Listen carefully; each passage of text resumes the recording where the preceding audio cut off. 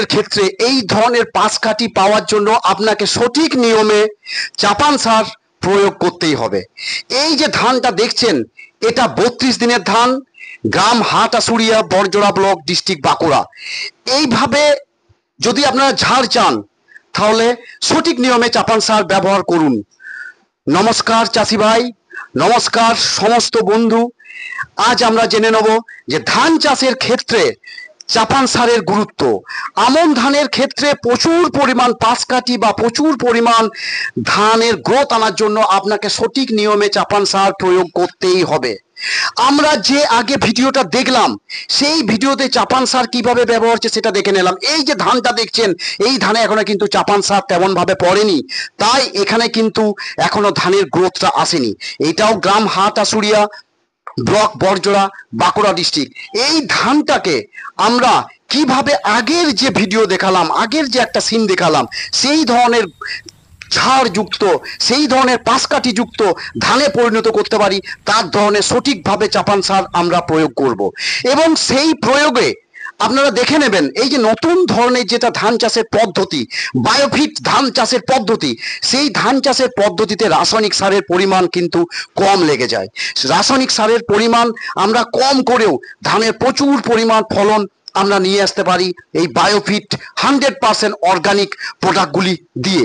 তো দেখুন, ধান চাষে যে বারবার বলছি, ধানের কিন্তু দুটি দশা, এক হচ্ছে অঙ্গজ দশা, আর একটা হচ্ছে প্রজনন দশা।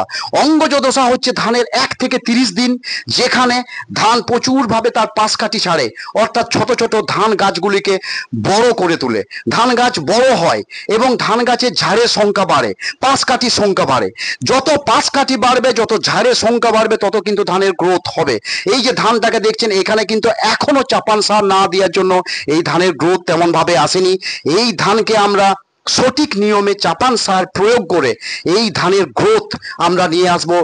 তো আপনারা দেখতে থাকুন এই ভিডিওর মাধ্যমে সঠিকভাবে আমন ধানে সার প্রয়োগের পদ্ধতি। বায়োফিট এনেছে আপনাদের ধান চাষের সঠিক নিয়ম, যে পদ্ধতিতে আপনি চাপান সার ব্যবহার করে ধানের প্রচুর গ্রোথ, ধানের প্রচুর পাশকাঠি আনতে পারবেন।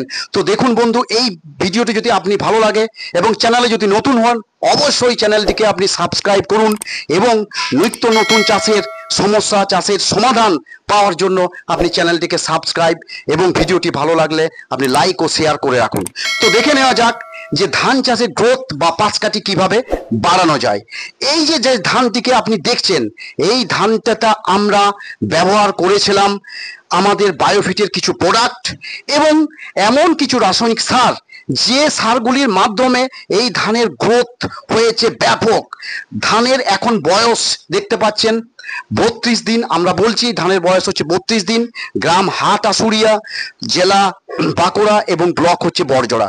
আমরা এই ধানের যে পাশকাঠিটাকে আমরা এনেছি, সেই পাশকাঠির এখনই সংখ্যা 32 দিন এবং এখনো কিন্তু এই পাশকাঠি ছেড়েই যাচ্ছে, কারণ এই ধানের এখন প্রজনন দশাটি চলছে। প্রজনন স্টেজে আমরা জানি ধান পাশকাঠি ছাড়ে, অঙ্গজ জননের সময়, অঙ্গজ জননে ধান কিন্তু পাশ কাঠি ছাড়ে, এখনো কিন্তু প্রজনন সময়টা আসেনি। প্রজনন সময়টা আসে থোড় আসার সময়ে। তাহলে এই অঙ্গজ সময়ে 1 থেকে 30 দিনের মধ্যে আমরা যদি ধান চাষে সঠিকভাবে চাপান সার প্রয়োগ করি, তাহলে কিন্তু ধানের পাশ কাঠি ঠিক এইভাবে হবে। এই যে জমিটা, আবার বলছি, এই যে জমিটা, এই জমিতে আমরা কিন্তু আমাদের বায়োফিট পদ্ধতিতে কিছু প্রোডাক্ট, বায়োফিটের কিছু প্রোডাক্ট আমরা এখানে প্রয়োগ করব, যাতে করে ওই যে প্রথমে যে জমিটা আপনারা দেখলেন, যে জমিতে আমরা গত 8 তারিখে যে ভিডিওটি শুটডাউন হয়েছে, অর্থাৎ 8ই আগস্ট 2025, সেই ভিডিওর মাধ্যমে আমরা দেখালাম যে ধান চাষের গ্রোথটা কিভাবে হয়েছে। ওই ধানের যখন বয়স ছিল প্রায় 21 থেকে 22 দিন, তখন কিন্তু আমরা চাপান সারটি প্রয়োগ করেছিলাম এবং সাথে বায়োফিট 100% অর্গানিক কিছু প্রোডাক্ট আমরা ব্যবহার করেছিলাম, যেখানে কিন্তু ধানের গ্রোথটা প্রচুর ভাবে হয়েছে। তো এই যে জমিটা আমার পাশে দেখতে পাচ্ছেন বা পিছনে দেখছেন, এই জমিতে কিন্তু এখনো আমরা চাপান সারটি ব্যবহার করিনি। আজ এই ভিডিওর মাধ্যমে এই ধরনের যাদের ধানের অবস্থা আছে, অর্থাৎ ধানের বয়স যাদের আছে 1 থেকে 30 দিন, তারা কিন্তু আমাদের পদ্ধতিতে চাপান সার ব্যবহার করুন, অর্থাৎ বায়োফিট পদ্ধতিতে আপনি চাপান সার ব্যবহার করুন, সাথে বায়োফিটের কয়েকটি প্রোডাক্টে স্প্রে করুন, তাহলে আপনার ধানের ঝাড় হবে প্রচুর, আপনার ধানের পাশকাঠি হবে প্রচুর।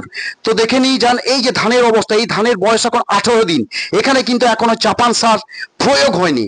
এই ধানে আমরা চাপান সারটি ব্যবহার করব, চাপান সারের কিছু কম্বিনেশন ব্যবহার করব, তাহলে দেখবেন এই ধানের ঝাড়ও কিন্তু হয়ে যাবে প্রচুর। আপনারা দেখতে থাকুন ভিডিওটি, এবং চ্যানেলে নতুন হলে বারবার বলছি চ্যানেলটিকে সাবস্ক্রাইব করুন, এবং ধান, পাট, আখ, আলু যে কোনো চাষের তার সমস্যার সমাধানের জন্য আপনার এই চ্যানেলের মাধ্যমে নিত্য নতুন ভিডিও এনে আমরা চাষি ভাইকে লাভবান করার জন্য আমরা আমাদের বায়োফিট কোম্পানির প্রয়াস সবসময় লেগে থাকে। তো চলুন আমরা জেনে নেওয়া যাক ধানের যে চাপান সার, আমন ধানের যে চাপান সার, সেটা আমরা কিভাবে ব্যবহার করব। তো প্রথমেই আমন ধানের ক্ষেত্রে যদি আপনার ধানের বয়স 1 থেকে 30 দিন হয়, তাহলে ধানে আপনি 33 শতক বিঘাতে আপনি প্রচুর এই ধরনের পাশকাঠি আনার জন্য আপনি বিঘা প্রতি দেবেন 10 কেজি ডিএপি, 10 কেজি ইউরিয়া এবং 10 কেজি 10-26-26। হ্যাঁ বন্ধু, আবার বলছি, হ্যাঁ চাষি ভাই, বেশি কিছু নয়, 10 কেজি ডিএপি, 10 কেজি ইউরিয়া এবং 10 কেজি 10-26-26। অথবা আপনাদের যদি হাতের নাগালে থাকে সেই সারটিও আপনি দিতে পারেন, সেটা হচ্ছে 14-35-14 এবং সাথে 10 কেজি ইউরিয়া। তো আমাদের যেটা সোজা পদ্ধতি সেটাই আমরা ধান চাষে ব্যবহার করার চেষ্টা করব, সেটা হচ্ছে 10 কেজি ডিএপি, 10 কেজি ইউরিয়া এবং 10 কেজি 10-26-26। আপনারা 21 থেকে 30 দিনের মধ্যে ধান নিড়ানির পর আপনারা এই চাপান সারটিকে কিন্তু আপনাদের জমিতে ব্যবহার করতে পারেন। সাথে যে কোনো কোম্পানি হিউমিক অ্যাসিড বিঘা প্রতি 33 শতকের বিঘা প্রতি হিউমিক অ্যাসিড আপনি 250 গ্রাম, মাত্র 250 গ্রাম হিউমিক অ্যাসিড দিতে পারেন।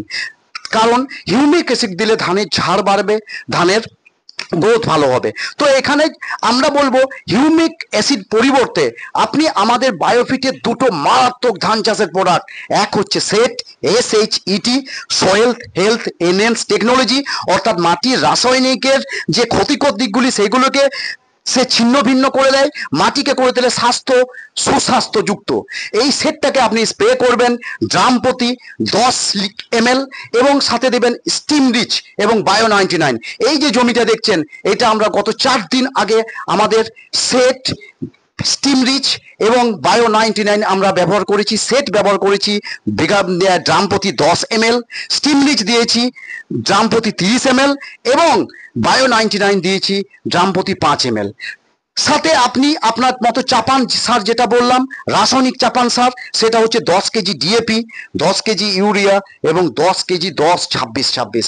সাথে অবশ্যই আমাদের বায়োফিটের এই দুটো প্রোডাক্ট কিন্তু আপনি ব্যবহার করুন, অর্থাৎ সেট, স্টিম রিচ এবং বায়ো 99। তাহলে এই ধরনের ধানের ঝাড়টি কিন্তু চলে আসবে। এই প্রোডাক্টগুলি আমরা ব্যবহার করেছিলাম ধানের যখন বয়স ছিল 22 দিন, আজ ধানের বয়স কিন্তু 32 দিন। এই 10 দিনের মধ্যে আপনারা কি পার্থক্য আপনারা বুঝে নিয়েছেন, ধানের গ্রোথটা কোথায়। ঠিক এই ধরনের ধানটি ছিল 10 দিন আগে, তখন আমরা আমাদের bio 99 5 ml, steam rich 30 ml এবং সেট 10 ml 1 সপ্তাহ পর পর আমরা এটাকে প্রয়োগ করতে বলবো। অর্থাৎ চাপান সার দেওয়ার 1 সপ্তাহ আগে এবং চাপান সার দেওয়ার প্রায় 1 সপ্তাহ পর আপনি বায়োফিটের এই প্রোডাক্টগুলিকেও আপনি কিন্তু স্প্রে করতে পারেন। তাহলে আপনার ধানের ঝাড় যে কি হবে আপনি কল্পনাও করতে পারবেন না। আপনি পাশের জমির সাথে চাক্ষুষভাবে দেখতে পাবেন যে কিভাবে আপনার ধানের ঝাড়টা গ্রোথ হয়ে গেল। ধানের ঝাড়ের সংখ্যা 32 দিনের মধ্যেই প্রায় 22 থেকে 25টি কিন্তু ধানের ঝাড় হয়ে যাবে। তো চাপান সার কি বললাম, আবার আপনাকে বলছি, রিকোয়েস্ট করছি, অনুরোধ করছি, চাপান সারের জন্য আপনাকে দিতে হচ্ছে বিঘা প্রতি 33 শতক বিঘা প্রতি 10 কেজি ডিএপি, 10 কেজি ইউরিয়া এবং 10 কেজি 10-26-26। সাথে বেশি কিছু নয়, বায়োফিটের শুধুমাত্র এই 3টি প্রোডাক্ট, অর্থাৎ 10 ml সেট, 32 থেকে 30 ml স্টিম রিচ এবং 5 থেকে 4 ml বায়ো-19 আপনি কিন্তু ড্রাম প্রতি দিয়ে স্প্রে করুন। তাহলে যদি আপনার ধানের জমি ঝাড় এই ধরনের থাকে, সেই ঝাড়টি পরিবর্তন হয়ে আপনি দেখলেন যে প্রচুর ঝাড় কিভাবে তৈরি হতে পারে, আপনারা কিন্তু দেখে নিতে পারবেন। আমি জুম করে দেখাচ্ছি, এখানে ঝাড় কম, কিন্তু যখন আপনি ওই চাপান সার দেবেন 21 থেকে 30 দিনের মধ্যে, তখন ধানের ঝাড় এইভাবে পরিণত হবে। তখন আপনি যাবেন আমাদের বায়োভিটের ওই 3টি প্রোডাক্ট, সেট, স্টিম রিচ এবং বায়ো-19, তখন ঠিক এইভাবে হবে। ধন্যবাদ।